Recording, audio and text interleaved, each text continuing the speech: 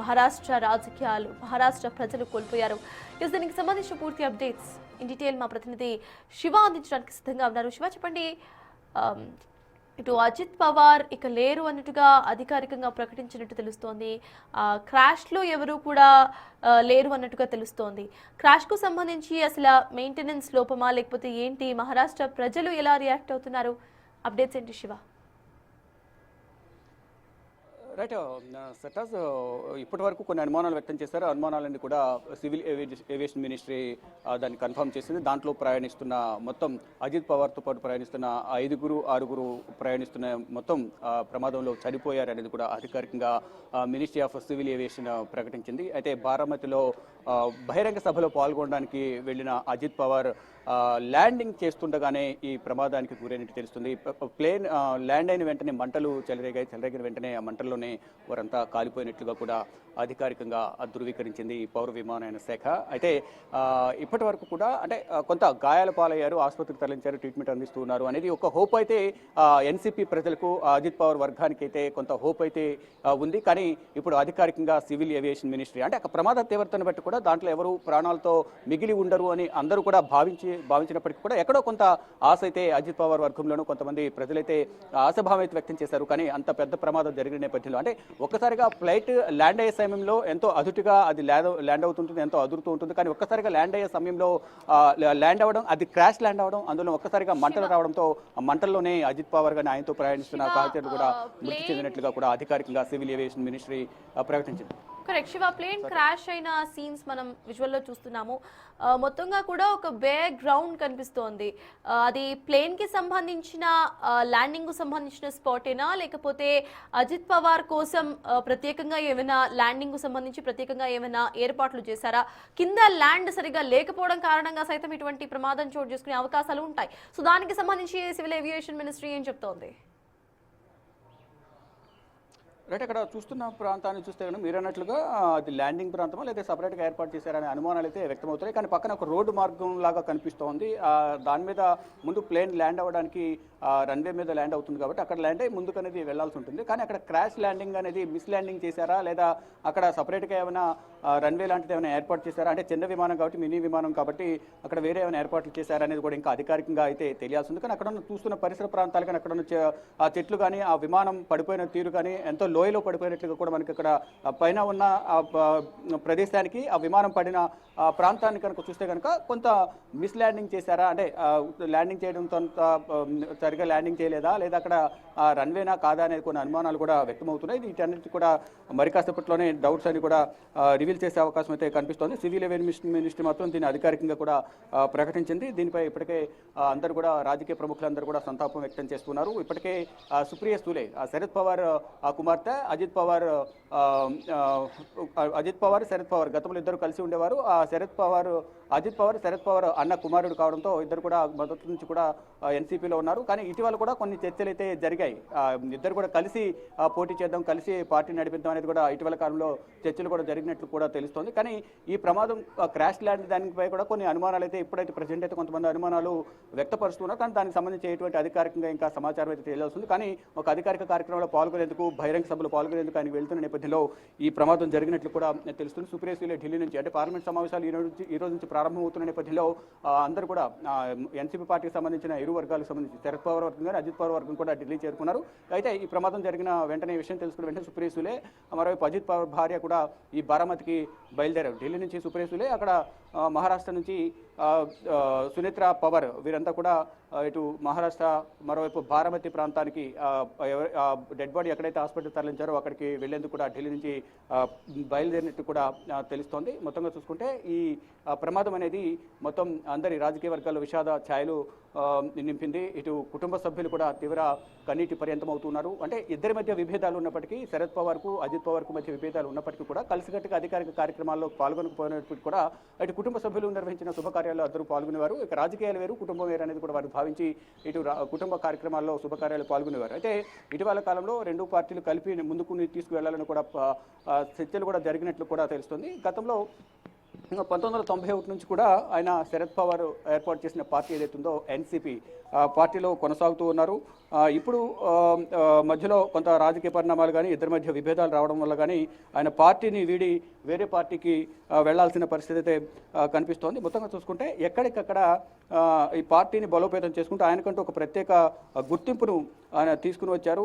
ఇక ట్విట్టర్ వేదిక ఒక్కొక్కరుగా కూడా స్పందిస్తున్నారు. సివిల్ ఏవియేషన్ అయితే అధికారికంగా దీని గురించి స్పందించింది. ఇక శరద్ పవార్ అన్న కుమారుడు అజిత్ పవార్ రాజకీయాల్లోకి రావడంలో అజిత్ పవార్ కూడా కీలక పాత్ర, అదే శరద్ పవార్ కీలక పాత్ర వహించారు. ఇప్పుడు దాదాపు అన్ని మంత్రివర్గాలు కూడా అందరి మంత్రివర్గాలు కూడా ఆయన ఉప ముఖ్యమంత్రిగా పనిచేశారు. అంటే మహారాష్ట్రకు అత్యధికంగా 6 సార్లు ఉప ముఖ్యమంత్రిగా పనిచేసిన అనుభవం అనేది ఆయనకుంది. ఇది పృథ్వీరాజ్ చౌహాన్ కానీ, దేవేంద్ర ఫడ్నవీస్, ఉద్ధవ్ ఠాక్రే, అలాగే ఏక్నాథ్ షిండే మంత్రివర్గాల్లో కూడా ఆయన పనిచేశారు.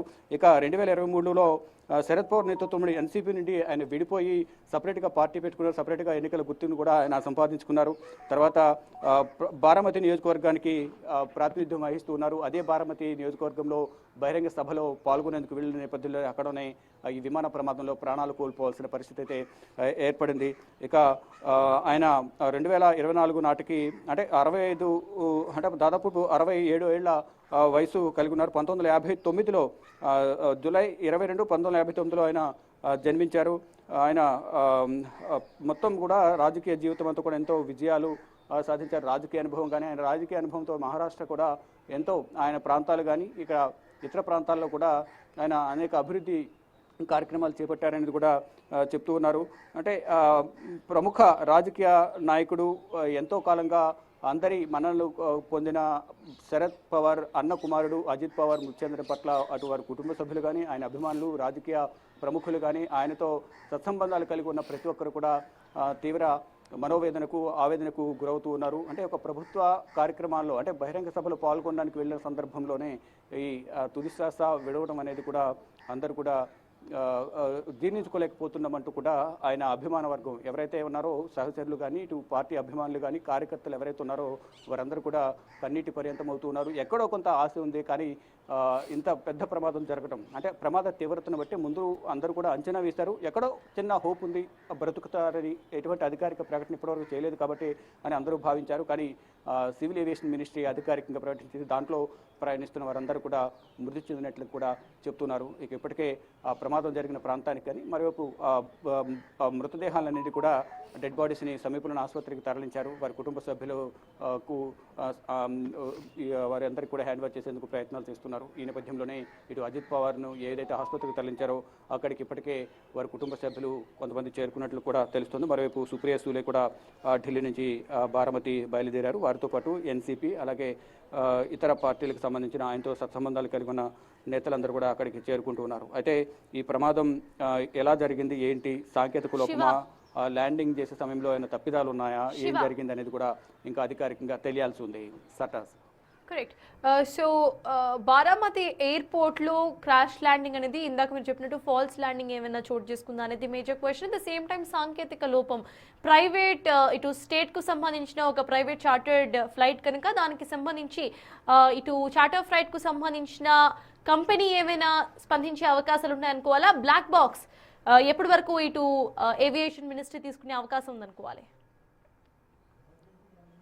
రైట్, ఒక్కొక్కటికి కూడా దీనికి సంబంధించి దర్యాప్తు కొనసాగే అవకాశం అయితే కనిపిస్తుంది. ముందుగా వారి ప్రమాదం జరిగిన వెంటనే వారిని ప్రాణాలు రక్షించే క్రమంలో అందరూ కూడా ముందు దానిపైన దృష్టి సారించారు. దానిలో భాగంగా వారందరినీ కూడా ఆసుపత్రికి తరలించినప్పటికీ కూడా సంఘటనా స్థలంలోనే వారందరూ చనిపోయారు అనేది ముందుగా కొంత సమాచారం అయితే అందుతుంది. కానీ దానికి సంబంధించి ఎటువంటి అధికారిక ప్రకటన అంటే ముందు ఆసుపత్రికి తీసుకెళ్ళిన తర్వాత ట్రీట్మెంట్ ఇచ్చిన తర్వాత బ్రతికే ఛాన్సెస్ ఉండే అవకాశం ఉంది అనేది కూడా వారు భావించి దానికి సంబంధించి ఆసుపత్రికి తీసుకెళ్లిన తర్వాత అధికారికంగా వారందరూ కూడా వైద్యులు ధృవీకరించిన తర్వాత వారి కుటుంబ సభ్యులకు అటు అధికార యంత్రాంగానికి సమాచారం ఇచ్చిన తర్వాత వారు సివిల్ ఏవియేషన్ డిపార్ట్మెంట్కు సమాచారం ఇచ్చారు. వారు అధికారికంగా ఈరోజు ప్రకటించారు. అయితే దాంట్లో బ్లాక్ బాక్స్, మీరు అన్నట్లుగా దాంట్లో బ్లాక్ బాక్స్ ఉంటుంది. దాంట్లో సమాచారం కూడా సేకరించే అవకాశం అయితే కనిపిస్తుంది. సమాచారం అయితే కనిపిస్తుంది. అంటే ముందు దాంట్లో ఎంతవరకు ఏం జరిగింది, ప్రమాదం జరిగే సమయంలో అటు అజిత్ పవార్ కానీ ఆయనతో పాటు ప్రయాణించిన వారు కానీ పైలట్ కానీ ఏమైనా మాట్లాడారా, ప్రమాదం జరిగే సందర్భంలో అటు ఏటీఎస్ ఎయిర్ ట్రాఫిక్ కంట్రోల్కు ఏమైనా సమాచారం అందించారా ప్రమాదం జరిగే సమయంలో అనేది కూడా తెలియాల్సి ఉంది. అయితే దీనికి సంబంధించి అందరూ కూడా బ్లాక్ బాక్స్ పైన అందరూ దృష్టి సారించారు. మీరు అన్నట్లుగా ఇప్పుడు బ్లాక్ బాక్స్లో ఏమైంది, ఏం మాట్లాడారు, ప్రమాదం జరిగే సమయంలో వారు ఏమైనా మాట్లాడారా ఏటీఎస్తో కానీ ఏటీసీతో కానీ మరోవైపు ఇతర వారు ఏమైనా మాట్లాడుకున్నారా ఏంటి అనేది కూడా దాంట్లో రికార్డ్ అయ్యే అవకాశం అయితే కనిపిస్తోంది. దాంట్లో ఉన్న సమాచారం మేరకు అధికారికంగా అసలు ప్రమాదానికి గల కారణాలు ఏంటి అనేది కూడా తెలిసే అవకాశం అయితే కనిపిస్తుంది. ప్రజెంట్ అయితే దాంట్లో శిథిలాలను ఇక్కడ తొలగిస్తున్నారు. ఆ బ్లాక్ బాక్స్ను అధికారులు ఇటు ఫోరెన్సిక్ టీం కానీ ఇటు ఏవియేషన్ డిపార్ట్మెంట్ సంబంధించిన అధికారులు అక్కడ చేరుకునే బ్లాక్ బాక్స్ను స్వాధీనం చేసుకున్న తర్వాత దాంట్లో నిక్షిప్తమై ఉన్న సమాచారం ఏదైతుందో దాన్ని అధికారికంగా దాని నుంచి తీసుకున్న తర్వాత అధికారులతో చర్చించిన తర్వాత అధికారికంగా దాన్ని ప్రకటించే అవకాశం అయితే కనిపిస్తుంది. కానీ ఈలోపు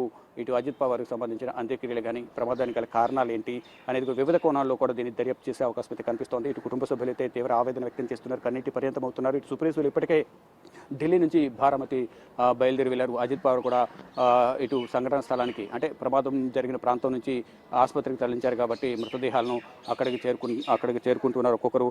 ఇటు ఎన్సీపీ కార్యకర్తలందరూ కూడా ఒక్కొక్కరుగా ఆసుపత్రికి చేరుకుంటూ ఉన్నారు. అక్కడికి వెళ్ళి తమ అభిమాన నేతను చూసేందుకు అందరూ కూడా కన్నీటి పర్యంతమవుతూ కూడా అక్కడికి సంఘటన స్థలానికి మరోవైపు కొంతమంది ఆసుపత్రికి వెళ్తూ ఉన్నారు.